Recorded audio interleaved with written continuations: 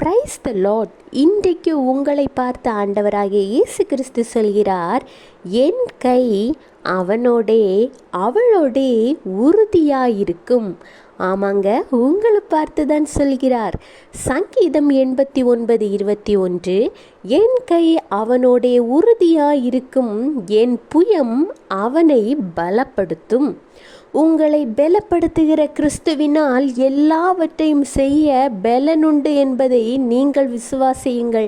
ஒருத்தங்க உங்களுடைய கஷ்டமான சூழ்நிலையில் உதவிக்கு வந்தால் மட்டும் போதாது, கடைசி வரைக்கும் உறுதியாக உங்களோடு இருக்க வேண்டும்.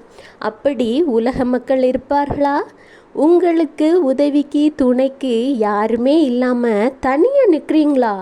யாருடைய துணையும் உங்களுக்கு தேவையில்லை. மனிதர்களுடைய துணையே உங்களுக்கு தேவையில்லை.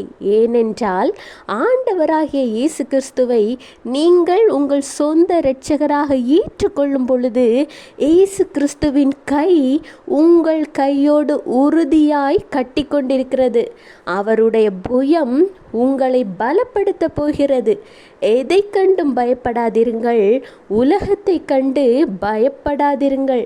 ஆண்டவராகிய இயேசு கிறிஸ்துவிற்கு மாத்திரம் பயப்படுங்கள், உங்கள் காரியம் கைகூடும்.